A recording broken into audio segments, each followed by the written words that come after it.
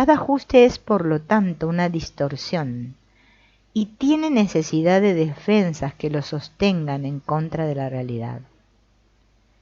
El conocimiento no requiere ajustes y de hecho se pierde si se lleva a cabo cualquier cambio o alteración, pues eso lo reduce de inmediato a ser simplemente una percepción, una forma de ver en la que se ha dejado de tener certeza y donde se ha infiltrado la duda. En esta condición deficiente es necesario hacer ajustes porque la condición en sí no es verdad. ¿Quién necesita ajustarse a la verdad si para ser entendida ésta solo apela a lo que uno es? Los ajustes, sea de la clase que sean, siempre forman parte del ámbito del ego. Fíjense en que esta palabra ajustar, ¿no? Acá tiene un sentido que vamos a ir comprendiendo ahora cuando veamos lo del pecado. Es debido al tema este de la percepción, porque nosotros aquí solo podemos percibir debido a la creencia en la separación. Entonces, nosotros vemos, ¿sí?, el pecado ahí fuera, eso que le llamamos pecado, o sea, creemos que estamos separados, ¿no? El pecado es la creencia en la separación. Y vamos haciendo ajustes sobre la realidad.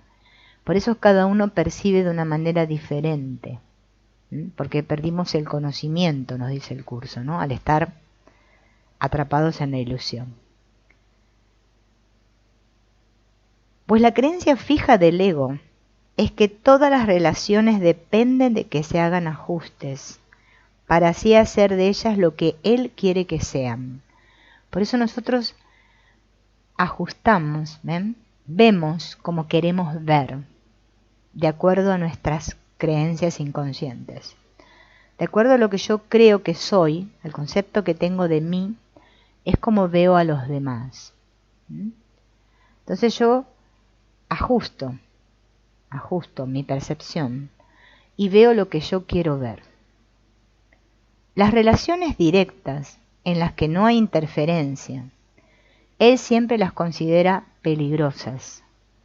El ego se ha nombrado a sí mismo mediador de todas las relaciones y hace todos los ajustes que cree necesarios y los interpone entre aquellos que se han de conocer, a fin de mantenerlos separados e impedir su unión.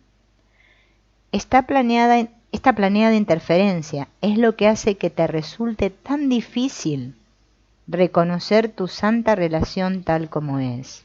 Por eso nosotros no podemos ver al otro como que soy yo mismo. Siempre lo veo como que es otro, por más que me cuente el cuento de que todos somos uno, ¿no? Siempre esta percepción está plagada de creencias, de separación. Por eso el pecado es la separación. O sea, separación y pecado son sinónimos. Los que son santos no interfieren en la verdad. No le tienen miedo, pues en la verdad es donde reconocen su santidad y donde se regocijan debido a lo que ven. La contemplan directamente, sin tratar de adaptarse a ella, ni de que ella se adapte a ellos. Y así se dan cuenta de que se encontraba en ellos, al no haber decidido de antemano dónde debería estar. El hecho mismo de que ellos la busquen plantea una pregunta, y lo que ven es lo que le responde. Tú fabricas el mundo, y luego te adaptas a él, y haces que él se adapte a ti. ¿Ven? Eso es lo que hacemos nosotros. Estamos todo el tiempo haciendo ajustes, ¿no? Por eso este es un mundo de creencias, y hay que darse cuenta que nosotros vemos lo que creemos, o creemos lo que vemos, es lo mismo. Y no hay ninguna diferencia entre él y tú en tu percepción, la cual os inventó a los dos. Todavía queda una pregunta por contestar, la cual es muy simple. ¿Te gusta lo que has fabricado? Un mundo de asesinatos y de ataque, por el que te abres paso tímidamente en medio de constantes peligros, solo y temeroso, esperando a lo sumo a que la muerte se demore un poco, antes de que se abalance sobre ti y desaparezcas. Todo eso son fabricaciones tuyas. Por eso el curso hace mucho hincapié en que los que fabricamos este mundo fuimos nosotros, el ego. Es un cuadro de lo que tú crees ser, de cómo te ves a ti mismo. Los asesinos están aterrorizados y los que matan tienen miedo de la muerte. Todas estas cosas no son sino los temibles pensamientos de aquellos que se amoldan a un mundo que se ha vuelto temible debido a los ajustes que ellos mismos hicieron, y lo contemplan con pesar desde su propia tristeza interior y ven la tristeza en él. Fíjense en qué perdidos que estamos, que nosotros creemos cuántas veces, ¿no?, que estamos tristes o angustiados o ansiosos debido a algo que pasa ahí fuera, y nos cuesta horrores reconocer que son todas fabricaciones nuestras, ¿no? ¿Te has preguntado alguna vez cómo es realmente el mundo? ¿Y qué aspecto tendría si se contemplase con ojos felices? El mundo que ves no es sino un juicio con respecto a ti mismo. No existe en absoluto. Tus juicios, no obstante, le imponen una sentencia, la justifican y hacen que sea real. Este es el mundo que ves, un juicio contra ti mismo, que tú mismo has emitido. El ego protege celosamente esa imagen enfermiza de ti mismo, pues esa es su imagen y lo que él ama, y la proyecta sobre el mundo. Y tú te ves obligado a adaptarte a ese mundo mientras sigas creyendo que esa imagen es algo externo a ti y que te tiene a su merced. Ese mundo es despiadado, y si se encontrase fuera de ti, tendría ciertamente motivos para estar atemorizado. Pero fuiste tú quien hizo que fuese inclemente, y si ahora esa inclemencia parece volverse contra ti, puede ser corregida. ¿Quién que se encuentre en una relación santa podría seguir siendo no santo por mucho más tiempo? El mundo que ven los santos es uno con ellos, de la misma forma en que el mundo que ve el ego es semejante a él. El mundo que ven los santos es hermoso, porque lo que ven en él es su propia inocencia. Ellos no le impusieron lo que tenía que ser, ni hicieron ajustes para que se amoldase a sus mandatos. Simplemente le preguntaron con un leve susurro, ¿qué eres? Y aquel que cuida de toda percepción les respondió, no aceptes los juicios del mundo como la respuesta a la pregunta, ¿qué soy? El mundo cree en el pecado, pero la creencia que lo fabricó, tal como tú lo ves, no se encuentra fuera de ti. Esto cómo nos cuesta comprender, ¿no?, que el mundo está en mi mente y que los cuerpos están fuera de la mente. Bueno, comprender que somos mente, ¿no?, y que no somos este cuerpo. Vamos a dejar acá en el párrafo 7. Y vamos a ver, yo acá tengo, en vez de tener el videíto, tengo una pregunta sobre el significado del pecado, porque nosotros, la palabra pecado, ¿no?, para nosotros es bastante horrenda, porque nosotros creemos que el pecado es algo terrible, algo que hemos hecho terrible, ¿no? Así se nos enseñó y nosotros no lo creímos, más como nos creemos todo nosotros, todo lo que nos dicen. Entonces le preguntan a Ken Wapnick que cómo se debe interpretar el pecado y qué es el pecado, si existe o no el pecado, si se puede sustituir con las palabras falta de amor cuando leemos el texto, ¿no?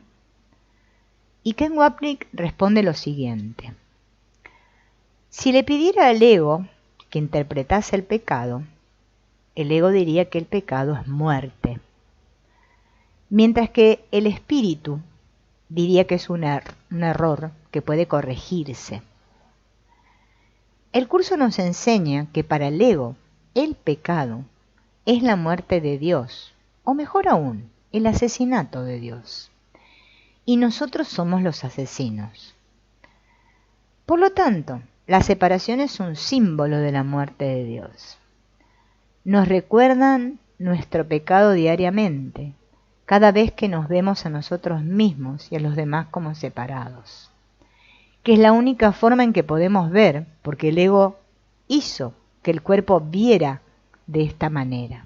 Por eso hicimos cuerpos con ojos, ¿no? Para ver con los ojos. Sin embargo, nuestra actitud aún puede ser la de unidad, aunque los ojos de nuestro cuerpo aún vean separación. Esta es una de las formas en que el Espíritu Santo puede usar lo que fabricó el ego para cambiar de propósito. Hablando en términos prácticos, si nos identificamos con el ego, interpretamos que pecado es lo que quita nuestra paz. Y los pecadores que percibimos fuera de nosotros mismos son los que la toman. ¿Ven? Esto parece como que al estar tan convencido de que somos estos cuerpos, y de que bueno, que el cuerpo es real, y que bueno, que va el mundo real, y que la cosa va por ahí, nosotros siempre creemos que alguien me puede quitar la paz de Dios a mí. Sin importar cuán grande o pequeña sea la situación, cualquier cosa que nos robe nuestra paz es llamada pecado. Puede que incluso seamos nosotros mismos los que nos quitemos nuestra paz, pero inevitablemente alguien más nos hizo de esta manera, por lo que una vez más estamos libres de pecado. Esta es la idea del ego, el truqui en el que nos tiene. Claro, lo que pasa es que a mí me creó Dios y qué sé yo nací en este mundo, vine de unos padres y bueno, soy así, ¿no? ¿Qué va a hacer? Me quiero liberar del pecado. Esa es la idea del curso. O sea, tenemos que interpretar lo que el curso nos está diciendo. Yo y ustedes, ¿no? Todos, somos el Hijo de Dios, el ser. La mente es lo que le permite al ser expresarse. Una loca idea pasó por la mente del Hijo de Dios, ¿sí? Y pasa continuamente, no es que pasó hace mucho, o sea, pasa cada instante, donde me dice, para yo poder existir como cuerpo separado, necesito creer lo que me dice esta parte loca de mi mente, de que yo me separé de lo que soy. Entonces ahora yo estoy dividido, mi mente está dividida.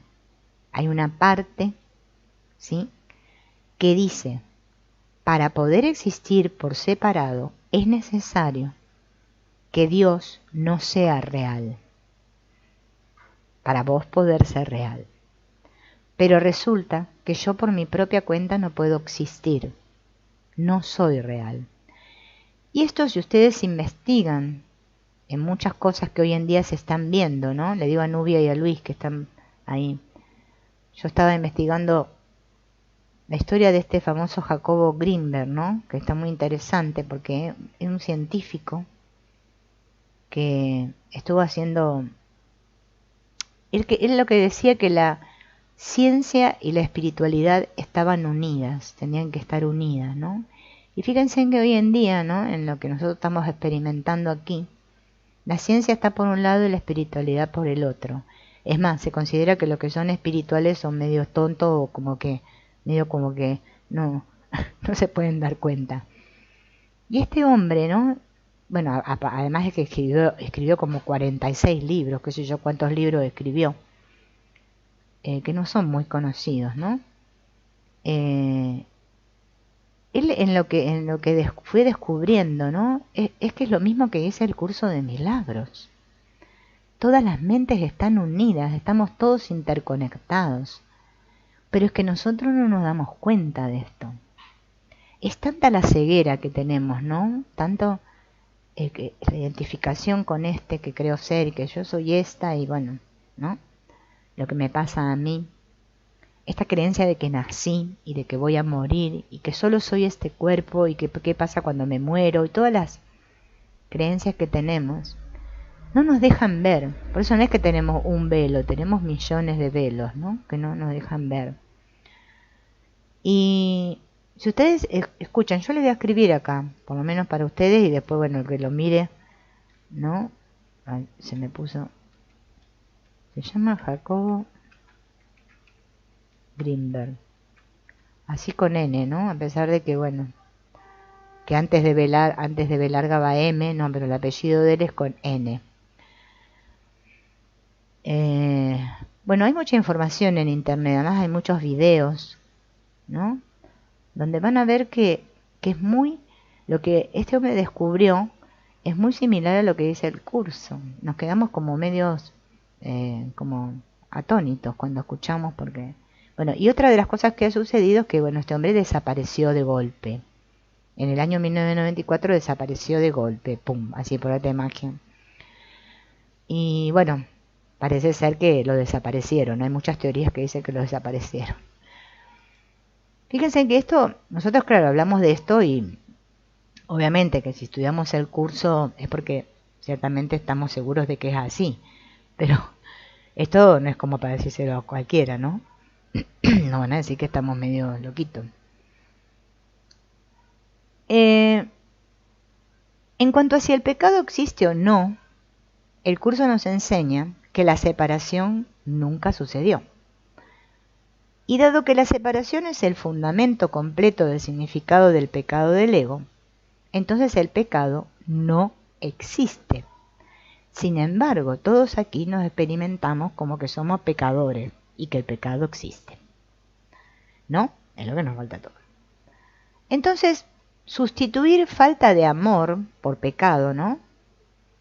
No tendría el mismo impacto en el estudiante del curso que la palabra pecado. Todos tenemos creencias conscientes e inconscientes en torno a la palabra pecado.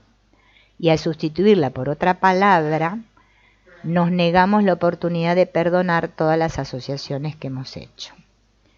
Falta de amor como sustituto hace que parezca que nos falta amor. Algo que por supuesto no sería culpa nuestra. Palabras como retener o egoísta estarían más en sintonía con lo que realmente creemos que significa pecado. Igual la palabra pecado, en realidad, para el curso, es muy importante que la asociemos con separación, ¿no? Es la idea en que, bueno, que realmente me he separado. Pero el curso me dice una y otra vez que el pecado no existe, ¿no? Y para nosotros el pecado, ¿no? Es una idea bastante... Por eso hacemos ajustes, dice el curso, ¿no? Como a nuestra conveniencia. Como lo entiendo en este sueño de separación, parece ser que la única opción que tenemos es elegir entre el ego o el espíritu. En cuanto al sueño en sí, se nos dice que el guión ya está escrito.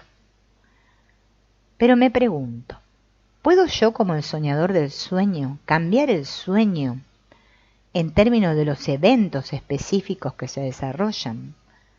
¿O puedo cambiar el sueño solo en términos de mi perspectiva sobre la situación? En otras palabras, todo lo que estoy experimentando ¿está predestinado cuando se trata de situaciones y relaciones? Eso significaría que estoy atravesando un viejo sueño de separación, como ver una película antigua, que mi matrimonio nunca podría haber durado más de lo que duró, que nunca podría haber tenido más de la cantidad de hijos que tengo, y la relación en la que estoy ahora ya está completamente definida en términos de tiempo. Cuando se me da la oportunidad de ahorrar tiempo al elegir al Espíritu Santo, ¿solo significaría que puedo omitir ciertas partes de la historia? ¿Es así?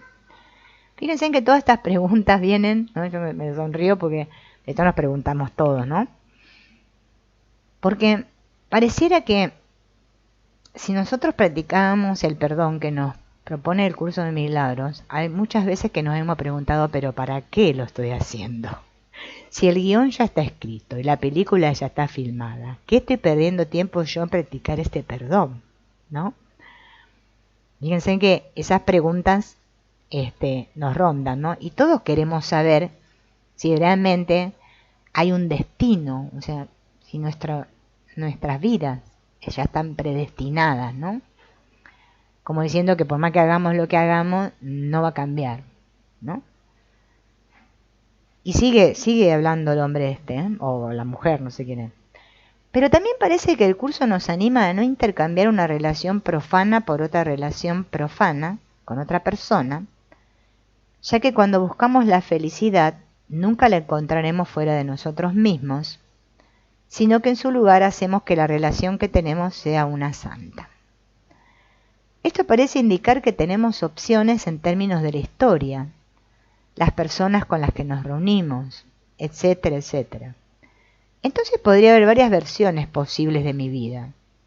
Una podría incluir 2 o más matrimonios, más breves con diferentes cónyuges, mientras que otra podría implicar permanecer en el mismo matrimonio durante muchos años. Pero Jesús dice que no se deja nada a la coincidencia o al azar, ¿no? Y que cada encuentro está planeado. O simplemente no importa la forma y solo veo sombras proyectando mis propias imágenes en ella. Pero entonces, ¿por qué el guión de mi vida, si ya está determinado, parece tener un efecto tan significativo en la vida de otras personas? Es medio enredosa la pregunta, porque, claro, y todas estas preguntas nos hacemos todo, ¿no? Jesús también dice que lo que vemos es el juicio que primero emitimos sobre nosotros mismos, y fuera de eso no hay mundo. Sigue preguntando, ¿eh? ¿Significa eso que, por ejemplo, si hay una guerra entre Estados Unidos e Irak, podría haber hecho algo para detenerla? Ya sucedió y se corrigió, de modo que si estoy viendo una guerra en lugar de paz, significa que mi mente todavía necesita ser corregida, porque todavía estoy eligiendo al maestro equivocado. ¿O no podría haber hecho nada para evitar la guerra y simplemente elijo con qué maestro ver los eventos? ¿Y no vería nada más que inocencia en ambos lados si elijo al Espíritu Santo? Bueno, larga la pregunta.